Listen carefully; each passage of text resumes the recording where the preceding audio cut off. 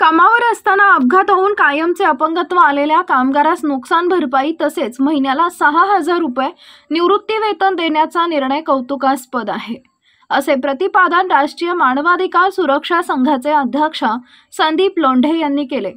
ते विजयनगर येथील all register newspaper असोसिएशनच्या कार्यालयात आयोजित पेन्शन मंजुरी पत्राचे वितरण कार्यक्रमात अध्यक्षस्थानावर बोलत होते। तर प्रमुख पाहुणे प्राध्यापक डॉक्टर सागर बोराडे उपस्थित होते। यावेळी ESIचे शाखाधिकारी संकेत कळंत्रे आणि उपशाखाधिकारी उत्तम चव्हाण यांनी कुपवाड MIDC मधील इनक्रिश वेबटेक प्रायव्हेट लिमिटेडचे कामगार नंदकुमार शामराव मोहिते यांना पेन्शन मंजुरीचे पत्र दिले। नंदकुमार मोहिते इनक्रिश कारखान्यात वायर म्हणून कामास होते। कामावर असताना त्यांना विजेचा धक्का लागून इमारतीच्या दुसऱ्या मजल्यावरून ते खाली पडले। त्यांना कायमचं अपंगत्व आलं। छातीखालील पूर्ण शरीर निकामी झाले। उपचार करण्यासाठी त्यांनी शहरातील वेगवेगळ्या दवाखान्यात धाव घेतली, परंतु अपंगत्व दूर झालं नाही। मोहिते यांना कंपनीने घरात बसून पगार दिला जाईल, पत्नीला नोकरी दिली जाईल अशी हमी दिली, मात्र त्याची अंमलबजावणी झाली नाही। मोहिते यांनी कंपनीकडून नुकसान भरपाईची मागणी केली, कंपनीने ती दिली नाही। 85% अपंगत्व आलेल्या मोहिते यांच्यावर तसेच त्यांच्या कुटुंबावर उपासमारीचं संकट कोसळलं। कंपनीकडे त्यांनी 14,683 रुपयांच्या नुकसान भरपाईची मागणी केली। पालकमंत्री तथा राज्याचे कामगार मंत्री डॉक्टर सुरेश भाऊ खाडे यांच्याकडेही दाद मागितली। अखेर मोहिते यांनी राष्ट्रीय मानवाधिकार सुरक्षा संघाकडे धाव घेतली।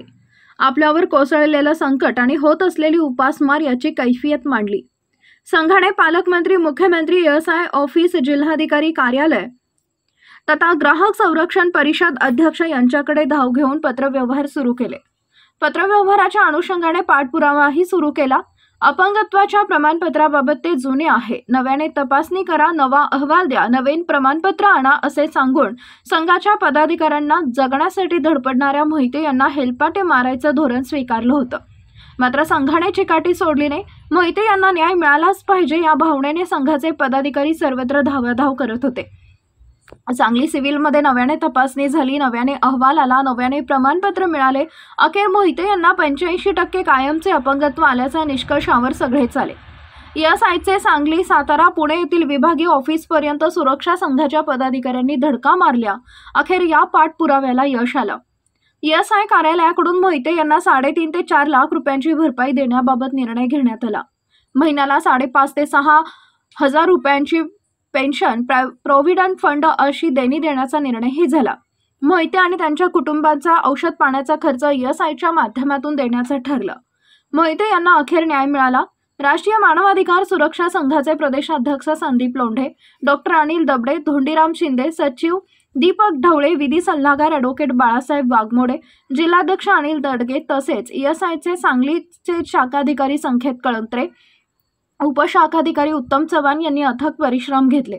यावेळी प्रास्ताविक सचिव दीपक ढवळे यांनी केले, तर आभार डॉक्टर अनिल दबडे यांनी मानले। कार्यक्रमाला संस्थेचे महासचिव बाळासाहेब धमाले, सल्लागार Dhondiram Shinde, NM Kanwadkar, all India register newspaper असोसिएशनचे राज्याध्यक्ष प्राध्यापक डॉक्टर सागर बोराडे, मारुती नवलाई, संतोष नाना खामकर, अभिजित पवार, इनक्रिश वेबटेकचे डायरेक्टर राजेंद्र पाचोरे, शामू लोंढे, विक्रम लोंढे, रमेश मेनकर, निसार इनामदार, राजू भोसले, स्वप्नील मिर्जे, आदित्य ढमाले, राहुल मोरे आदी उपस्थित होते। त्यांचा जे मंजुरीचं पत्र आहे ते आपण सर्वांच्या उपस्थितीत त्यांना प्रदान करूया। पुढे यायचं आहे, थोडे पुढे व्हायला जरा मागे जरा हे पुढवा आणि पुढवा तुम्ही पुढवा तुम्ही दिसत घ्या घ्या त्यांचं पाय इथून 1-2 मिनिटं हो हो आणि कोण राहिले नाना